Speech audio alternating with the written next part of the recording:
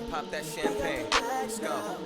Everybody got the bag now. Everybody got the bag now. 7 figures on me, diamonds dripping on me, baby. Yeah, I'm about to cash out. Everybody got the bag now. Everybody got the bag now. 7 figures on me, diamonds dripping on me, baby. Yeah, I'm about to cash out. What's up, everyone? Welcome to season 3. I'm so excited. I'm obviously your favorite host, Nikki Marie, and I have the incredible, the amazing singer, songwriter, entrepreneur, and everything else, Nathaniel The Great. Hey, what's up? What's good? I'm so happy to have you here. I am a slightly bit of nervous because this is season 3. And I'm here at Gotham Podcast Studio. I'm so excited. It's been a while. I mean, COVID has taken over everything, or almost everything. So how have you been through this COVID dilemma pandemic? It's been awakening, for a lot of us. We got a chance to look at what's really important in front of us. That's true. Restructure our hustles and figure out new ways to survive. Yeah. So I think I know we lost a lot of people along the way. So definitely. It's rest in peace to everybody. Yeah, that's been the hardest. Yeah. I know we have a lot to talk about and you have a little bit of time. So I kind of want to take you back to a podcast that I heard that you did where you talked about your journey and how you got to where you are now. And I think that is so personal and also encouraging for other people, especially the people that I speak to that are upcoming artists. So let's talk a little bit about your journey of how you were able to move through this music industry. I feel like it's so many layers to it. Every 2 or 3 years, there's some type of a moment that happened for me that was life-changing, or rather so constructive. And I just try to thread it all together and say, there's so many moments that you fall, because I've had bad deals. I've had, I've been booed off stages. I've had opportunities in front of me that I thought was going to go through and they just fall through all the time. It still happens. So it's, it's no one way to really justify it all, but I think it's been a roller coaster. Yeah. And just getting into music, I started singing in church and growing up just as it being one of my hobbies. I heard your story. Yeah. So, it was deeply rooted, but just along the way, getting into the industry. And the best key to my navigation has always been to restructure my hustle, to just change the way I do things every few years or so. But some people go through trials and tribulations and just give up. Yeah. How do you strive to keep going? It's bigger than me. I know that there's so many people that when I make it, I could help out. I could put them on. I could change the lives of friends, family. Yeah. That's what I think about before I say, all right, I'm not getting out the bed to do music today. Yeah. I know that this is so much bigger than just me going and getting a Grammy. If it was that simple, I would have quit a long time ago. I want to talk about just the funny story of your beginning. What part of it? The part of you growing up with your siblings and starting a group, and just talk about that a little bit. Well, it's interesting. My cousin Charles, rest in peace, he had us singing in church as a gospel choir. And we would study all of the Sister Act 2 songs, and we would sing those in the street, 42nd Street, to make money. Literally, we'll sing with a hat, and I would go around with the hat and collect the dollars. And so it started really... The Brooklyn way. Yeah, we going to get to it regardless. And then we started to study Boyz II Men, Jagged Edge. So we took it out of the church and started doing R&B. And we would do these concerts and these little talent shows, rather. Not even concerts at that point. It was community shows. And win the trophies and win the first place cash prize to pay the rent. And, it was a good ride. I was always the baby of the group. So for me, I was always studying my brothers and studying how they sung. And I kind of adapted all of that on the way. But as we got older, things happened. They start to grow up, start chasing girls, stop coming to practice. Yeah, and slowly everybody just fell out of the singing thing. Yeah. Yeah, and that just left me alone. All right. Aww. But I heard that you said you're better now being alone, or is it just you feel like now you can kind of move the way you want to move as a solo artist? Yeah, I wouldn't really honestly say my brothers were better singers, and as a group, looking at the last 10 years that passed, where there was no real R&B group that took over, we would have been huge if we stayed at it. So I don't know if I'm better. I've evolved to become one. But if it was me times them, me plus them, we would have been 3 times as hustled. And true. so I can't say better, but I've accepted my reality. Where does the Nathaniel the Great come from? Because you could have been anything other than the Great. Yeah. It's crazy because like I was Fly Nate back in the day. I used to call myself Fly Nate, and then it turned into Nathaniel, and then over time, I noticed my development as a person outside of a musician and my ability to juggle multiple things. And then I also had a branding issue where I would put out things under Nathaniel. And if you Googled Nathaniel, you really wouldn't find me directly. You'll find these other Nathaniel. So I'm like, I have to rebrand. I still want to stay within the realms of my name. And I just felt like I was at that level where I'm like, you know, like Alexander the Great, he was a conqueror. I'm like, I'm going to conquer not just music, but I'm going to bring this technology. I'm going to conquer my dreams. So the Great. As soon as I did it, all of my social media, my results all came together. Started blowing up. Yeah. Instagram verified me. Everything just said, all right, you're the only Nathaniel the Great. It was meant to be for me. Yeah. You know what I mean? I mean, you've worked with some greats. You work with a lot of great entertainers. And I'm wondering how that happened. Because, I mean, you work with DJ Khaled, you've worked with Remy Ma, you've worked with so many people. How did that happen? Well, my approach to getting some of the bigger collabs, it was more so me approaching I would approach producers and managers as a writer. So I never really stepped up like, hey, I'm a singer. Could I sing with you? It was always, I would see what producers some of these guys work with. I'll hit the producer up and say, yo, let me write some hooks for you. Yeah. You know, you could pitch it to the artist. They can keep me on it, or they can take me off of it, whatever. Let me just write some hooks. And when the producer started playing the hooks back for the artist, sometimes they would take me off. Sometimes they'd be like, yo, whoever that is singing it, just keep them on it. Yeah. And once I got my first feature, which was with Pat Poose, it opened a lot of other doors. K Slay called me. He's like, yo, I got a joint for you with Khaled. DJ Absolute called me like, yo, we got French Montana. He need a hook. So it just grew from that first placement. I feel like there's not too many stories like that. Yeah. Like, oh, yeah, I just hit up da-da-da-da. But some people don't step out that box. That's what it is. You know what I'm saying? So for you, now you're saying, okay, well, I wasn't the greatest singer, but, you know, I evolved. So what advice could you give to other people to kind of take those same steps to actually reach out and be like, look, don't put yourself in this box. There's so many other ways you can explore your creative side.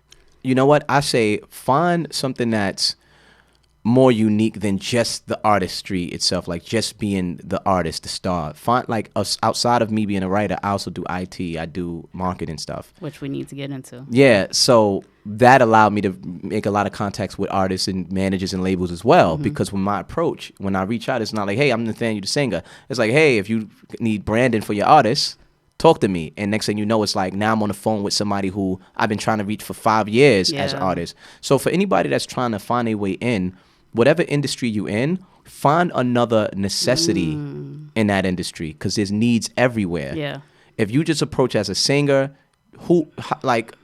not to say who needs a singer, but the person you may be talking to or trying to get next to, they just may not need you as a singer. Right. But if you also a videographer and you're like, yo, I'll shoot your video for free. Now you sitting there shooting you kind of got a plug right there. Straight. Ooh, I like it. Yeah, find something else. Just find something else in the arena. So we got to talk about not just your educational background, but also your company, and you also started a record label. Let's talk about it. Yeah, very interesting. I just started a label.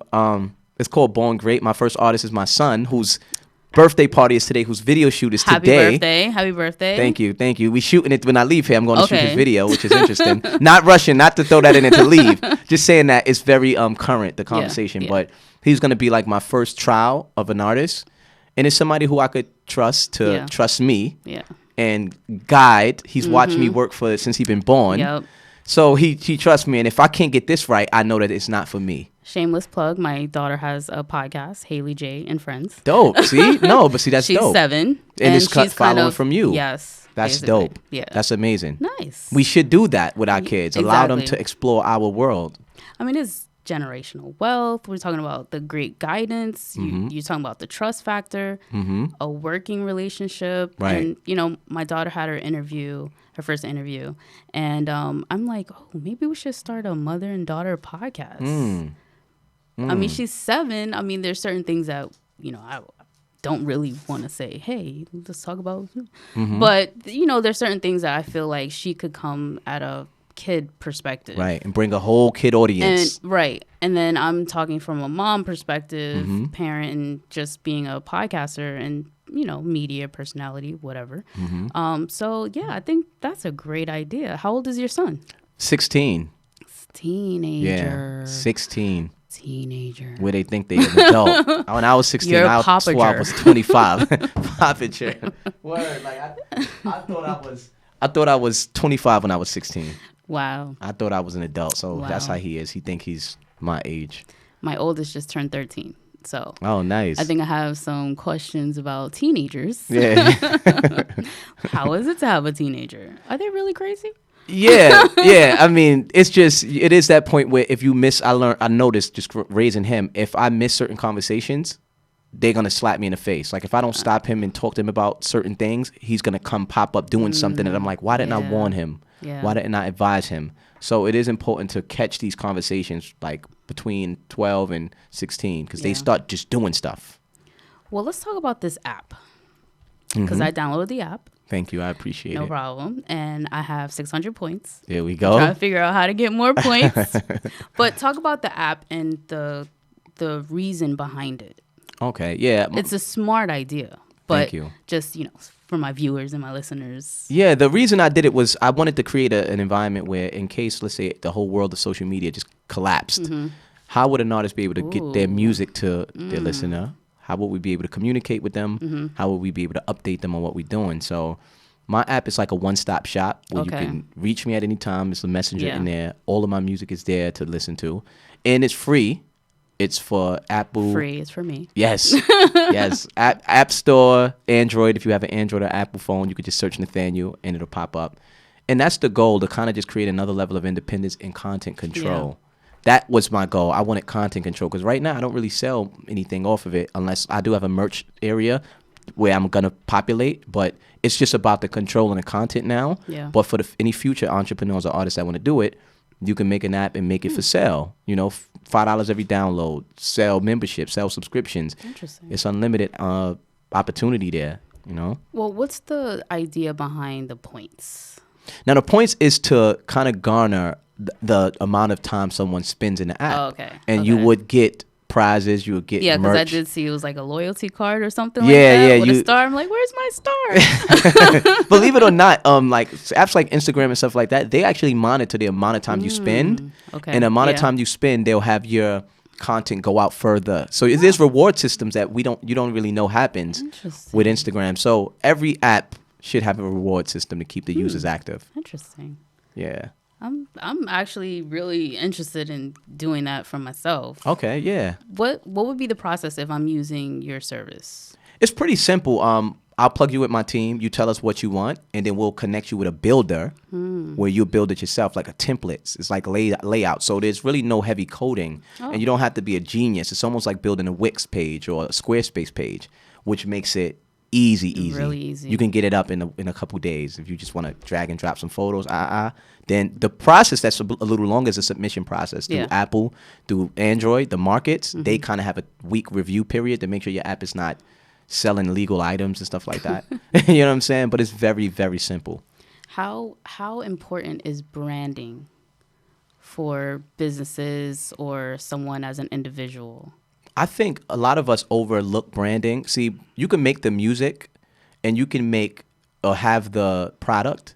Where the brand comes in is why you do it. Like, I'm an artist, right?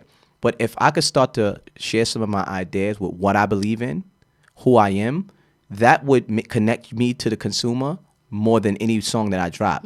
That's your brand, what you represent. And the representation comes from what you believe in. Yeah. And I think a lot of people misunderstand what branding means. If you could build your brand around a belief system, and when I say belief, if you have an artist that's always cracking funny jokes, or let's say he's political, every now and then he'll say something about Donald Trump and Joe Biden, the consumers start to get an understanding of who he is and what he represents as a person.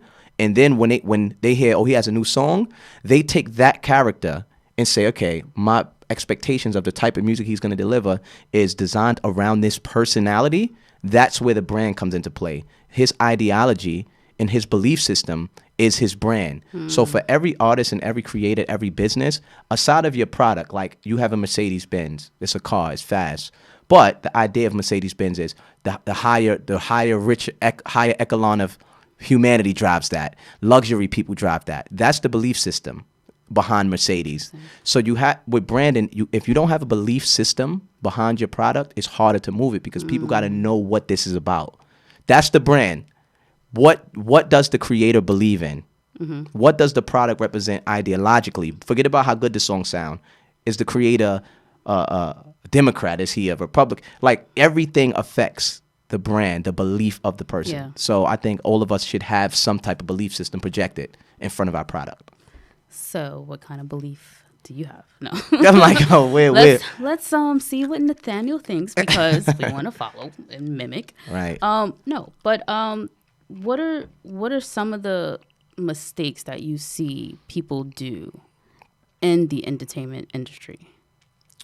So many. Just name a few. And from like just artist perspective, yes, labels. from art, yeah. I would say from the artist perspective, chasing trends, terrible. Because when the trend is gone, you out of here. If you get hot off the trend, that's one thing. Chasing labels at this point, chasing that magical record contract that's supposed to save the day for you. I see them do that all the time. Expecting some type of external engine to push their dream is the biggest mistake that I see for all creatives. It's like most of us, 90% of artists, are waiting for this deal, this person, this label, this manager to land there and just take them to the promised land. 90%. 90% of artists are trying to get hot to get recognized, but not by fans, but recognized by that label, that person. And what happens is when that person comes in, wolves in sheep's clothing, sign you up, and then shelve you or something. Now what? Yeah. So you waited all your life to get this deal, you get it, and then you didn't realize that not only could the deal be trash, but then you actually have to do even more work, be more creative on your own. That's a mistake. You have to become more self-sufficient and direct from you to your consumer. That in between that everybody's waiting for, it don't exist most of the time. So what I'm hearing is basically someone tweaking or pretending to be something that they're not. That happens a lot So that with way labels. they're able to kind of sell themselves to the label. Well, not even pretending to be something they're not. A lot of people are working and grinding to get noticed by a label, to please a label, as opposed to working and grinding to build a fan base, to build a direct. I'm an artist. I should please you. Okay. You're a listener. He's a listener. I should go at y'all. Right. I should get y'all approval. Most artists are not even looking that way. They like, I'm trying to get recognized by Def Jam, Universal. That's their goal. Gotcha. They just working to get a deal. Right. That's the mistake. Is it better to be a signed artist or an independent artist? In today's age, I think with all of the resources that's available now, You definitely could just be independent, right? Yeah, because most labels, when you sign to them, they still hiring independent companies anyway that you could have hired yourself. I noticed something the other day where Kanye, I hate to bring up his name, but he talked about masters, not owning his masters. Is that a problem that you see a lot of entertainers that are signed with labels have? Absolutely. And if I make a song today and I distribute it using like DistroKid or TuneCore, it'll be all over the world. Like you drop your podcast and you put it on Speaker or whatever it's called. Spotify, Anchor app, and you distribute it. Yeah. You own that. Let's say you sign some type of a contract with some middleman company that say, hey, I'll distribute it for you. And then moving forward, any residuals that come from this forever comes to me first. Right. That's And you giving then up your I master. That's the master. That's that whole process. Take that middleman out, you own it. You own the master. Yeah. Yeah. Ooh, talk about doing things yourself. Yeah, for real.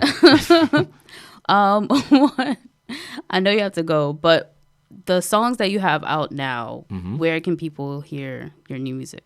The best way I would say is to download my app. It's there. Search the Apple Store for iPhone and Android. Facts. Search Nathaniel. Whole project is literally just dropped the album called Limitless the other day. Nice.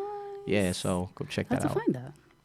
Oh, I do want to bring up a song that you did with Cash Flow. Oh, yeah, my God. Yeah. No Justice, right? No Justice. What was the concept behind it? and who came up with the video that you guys can see on YouTube? Thank you for the plug.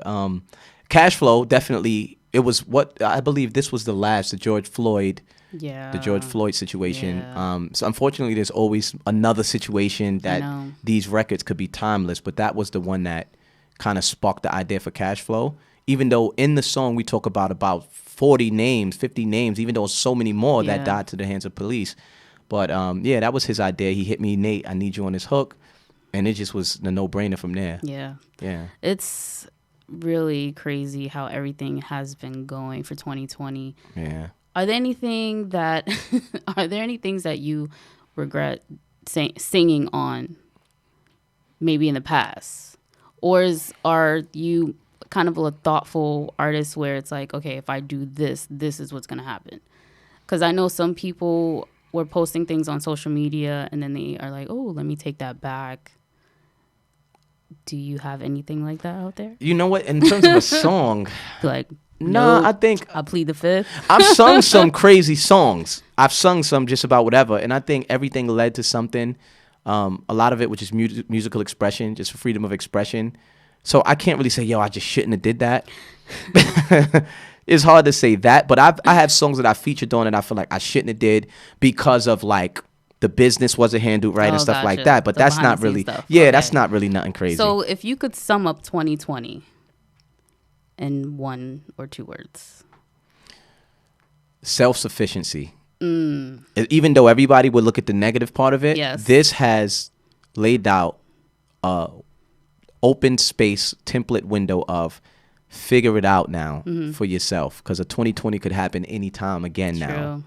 A 2020 could be next year. Another 2020 could be. So people thinking 2020 is just 2020. Yeah. It's just the beginning of 2020s. They going to be coming around every now and then now. So if you don't have that a foundation to survive these, it's going down. They coming back and worse. It's going to get worse. That was just a wake up.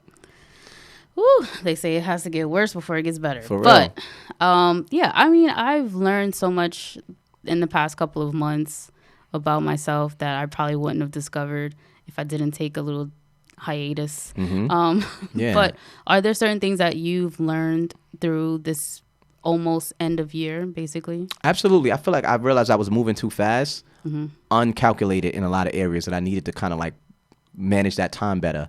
And that's all revolving around my family. Yeah. I was just ripping and running, chasing my dream, but just not spending no time, like not stopping and building with my family on the windows that I could have. Because if I look back, I wasted a lot of time. And then I'm looking like, my bond ain't even as strong as it needed to be with my brother.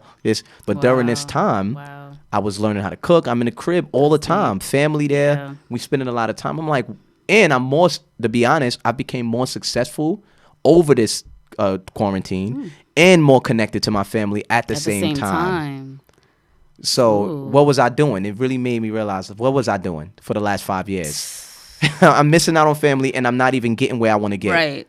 Something is wrong. My time management is terrible. Yeah.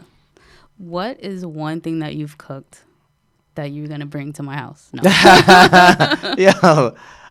Some French toast. I got a nice little French toast recipe I'm going to bring through. Okay. You know what I'm saying? I'm going to bring that through. All right.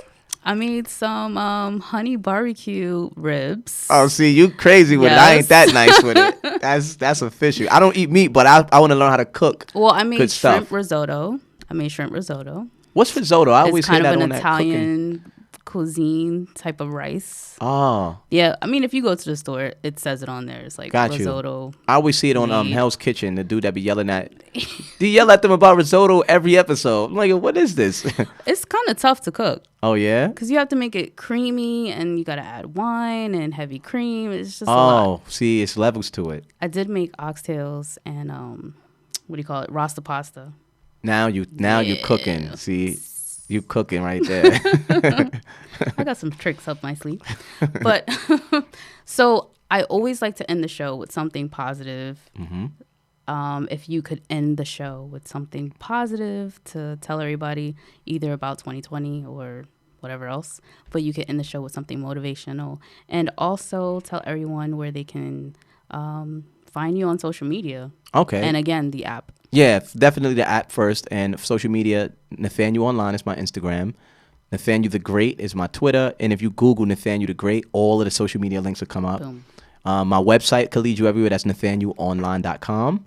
And I would say just something to leave you with. I mean, everybody's striving to become something great, and just understand it's always going to be days where you just question this whole thing. The people on the top having days that feel like the same as the people on the bottom. Like, yo, am I really in the right field?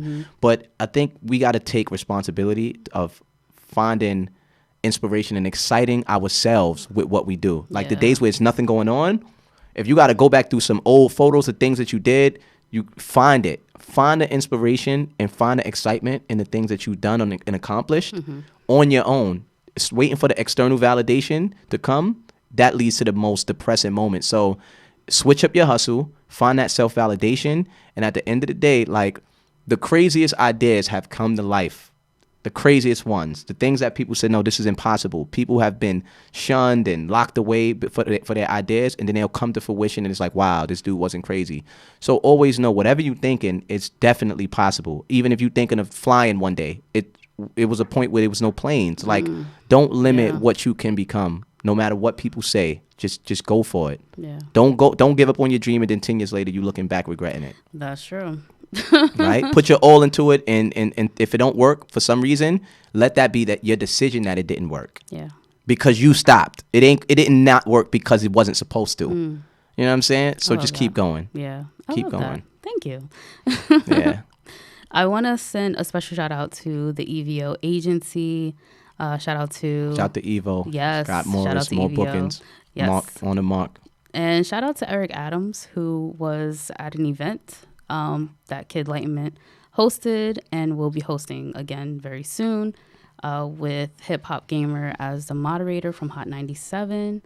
And on that note, thank you for tuning in. And we're going to end the interview with Cash Out by Nathaniel The Great. And thank you for having me. I really appreciate You're it. welcome. Shout out to Thank you for coming.